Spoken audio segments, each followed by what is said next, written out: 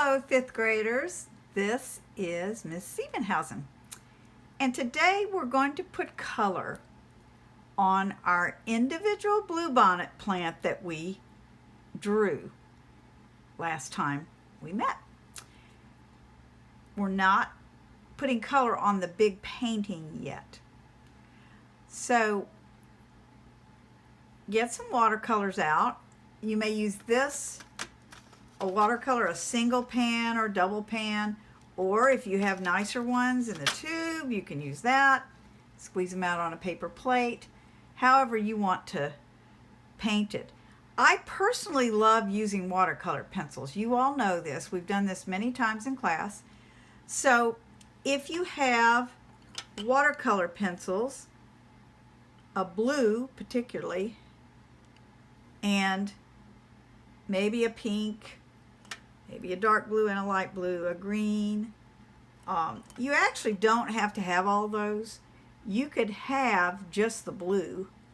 In fact, when I'm drawing and I'm out in plein air, out in the plein air, and I'm painting, I will use a blue watercolor pencil to draw almost anything I'm drawing. So you don't have to have all those colors. You can use regular colored pencils, Prismacolor. If you just don't have any watercolor pencils, you may use Prismacolor to draw it. You could use a blue Prismacolor pencil. So you have a lot of different options. So first thing I'm going to do is draw this again. Now, here's another thing you could do. If you did a beautiful drawing from the demonstration of a bluebonnet and you just want to print it off a few times, go ahead and do that. We've done that in class. You may print it 2 or 3 times and experiment using different ways. You could use cardstock to print it on. You can use watercolor paper, whatever works.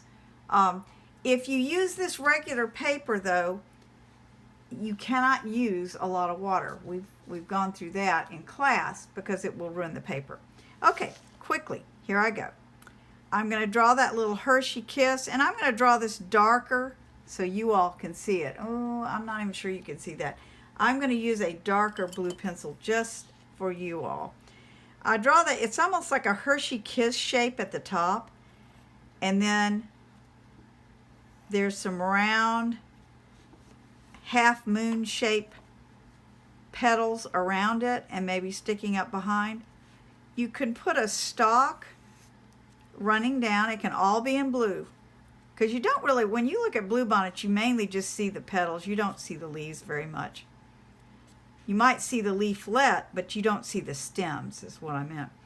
Okay, so then you might divide this way. It almost looks like a little artichoke. Some of them do when they first come out. So I've got the top drawn. The next I'm going to do 3. I'm going to do, it's almost like a little peanut shape or a skull with a circle in the middle. And then on the sides, I like to think of them almost like a little Pac-Man or a little half moon shape with a V, or you could call it a U and then put a V in the middle of it. And then I put a little circle. That little circle is the area where the pollen is. And if you've noticed, like if you look up at this picture, some of the middle parts are more like a square, but they look circular from the side. Some are purple, some are white. Now why is that? We've gone over this a little bit in class. That's because once the bee has pollinated one of these flowers, it turns purpley red, pinky red. So that's just so you know why some of them are like that. Now the top, you notice in this drawing, it's not just white, is it? It's a cream white, where it has almost a yellow tone to it. When they're older, they get whiter. And when the bluebonnets are older in the field, if you see a whole bunch together, they look more purple, don't they? Almost a periwinkle blue. And that's because they've been pollinated. So when they first come out, they're a lighter blue with a lot of white. So there's a lot of differences in the way you can color them. So I'm going to go ahead and put these skull-like shapes or peanuts down the middle just to kind of hide the stem. And again, you don't have to draw the stem so dark. It's mainly there to guide you. They don't all have to be perfectly straight because bluebonnets aren't perfectly straight. They're kind of an odd shape. I'm going to put some more of those little smile and then a V, then a smile and then a V.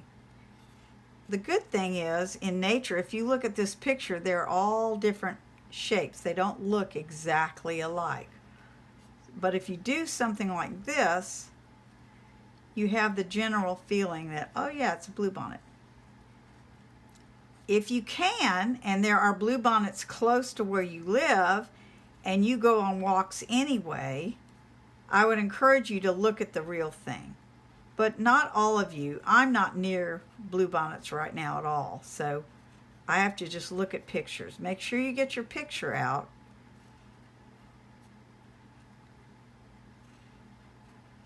Okay, I've just drawn enough. I'm going to make this one a little rounder. Sometimes I give myself a long oval to draw inside of, but some of them are more rectangular looking, and some of them are more like a big teardrop. Now the leaves, pay attention to the leaves. A lot of people draw a beautiful bluebonnet flower, and their leaves don't look at all like bluebonnet leaves, and that really bothers me because they haven't looked very closely. One way to do it is to do an X and then put one little stick above it, kind of like a star. And then on each of the lines, do a fish shape without a tail. I've been out in many fields, most bluebonnet leaflets, leaves have 5 leaflets.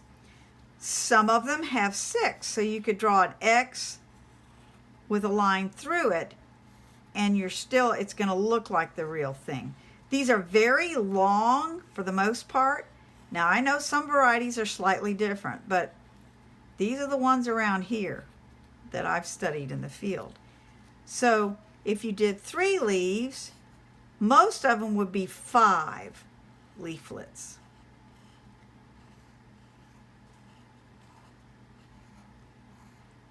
And look at this picture. 1, 2, 3, 4, 5. And 1, 2, 3, 4, 5. Sometimes this extra one is a little longer. So you've got a good idea of how to do that. Now I've drawn everything in blue. And now I'm going to go back and color some of them with this watercolor pencil. I'll show you this technique. Now remember, watercolor dries lighter. So I'm going to go in, I'm not going to color these perfectly evenly because if you look at these petals, the outside is darker and the inside is kind of lighter. So they're not all just one solid color. If you draw them all one solid color, they're not going to look right. And on the newest ones, they're almost white in the middle. So I'm going to put color on the outside of the newer one. And not much on the inside. I'm going to let the paper be the white. If you put too much color down, then it doesn't look real. All right, I'm going to use a little lighter blue because, as I said, they're not all the same. This is with watercolor pencil, and if you're using colored pencil, you may do them with color like this too, with colored pencil. Notice how I'm just using different colors. I'm also going to show you how to do it if you just have watercolor, a watercolor set. So that's what I've done. I've done around the edges. I'm going to do one large one up here. I'm going to draw around the edge, and you can do this with your colored pencils. If you don't have watercolor, you can just finish it off and maybe use a different color blue on the inside. Now I'm going to take a tiny bit of water. Now I drew mine a little bit small. I'm going to take just the tiniest amount of water. Remember, it doesn't take but about a drop.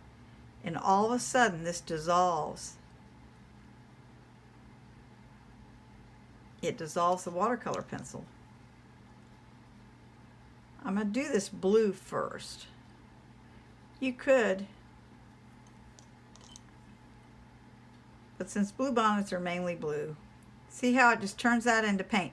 You hardly need any water at all. But see how it turns it into paint. It's so pretty. Now, I'm not making the entire flower, and I'm even going out of my lines a little bit, because the edges of these flowers up here in this picture are not hard edges. They're soft blended edges. Isn't that pretty?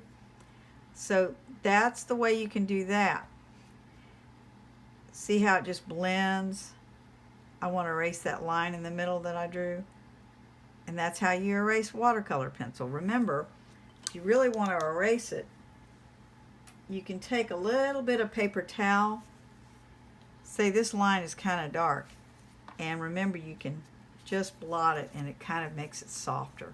Or you can make a little tornado out of your, if you get too much water. Say you get too much water up here. Got too much water. So you take a tiny little piece of towel and look how that water, it just wicks right up into the towel. Remember that? That's a way to correct it. Or you can blot the whole thing, but you risk making a mess. Now I'm going to go back and I'm going to put the tiniest little bit of pink in the lower ones. I'm going to pretend that the bees have already been down here, but they haven't been to the top ones. So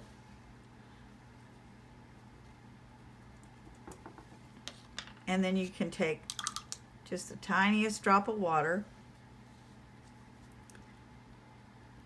and it'll turn that watercolor pencil into pink. And it'll get naturally a little purpley because it kind of mixes with the other color.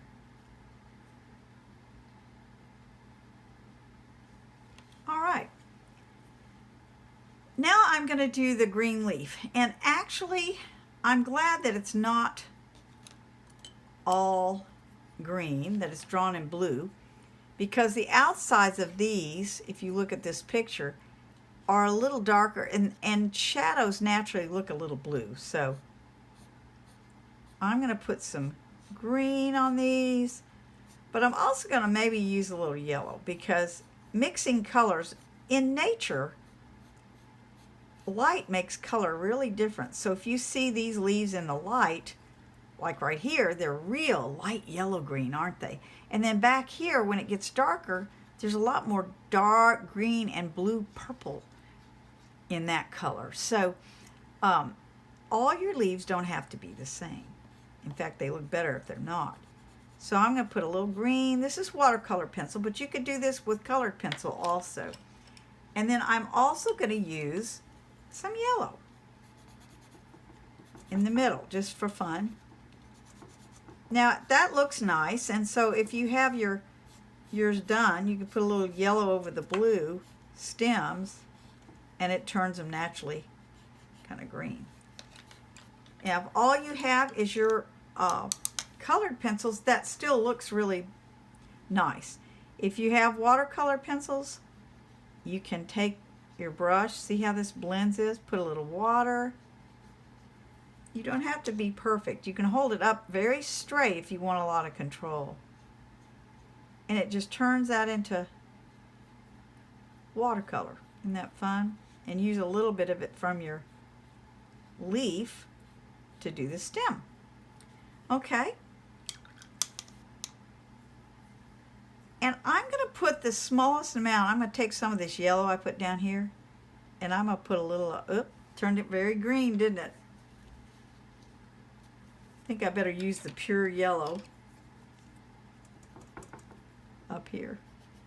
I want to put a little yellow. I don't think I'm going to put any water in that, just so it feels a little more realistic. Okay, So that's how you would do it if you're doing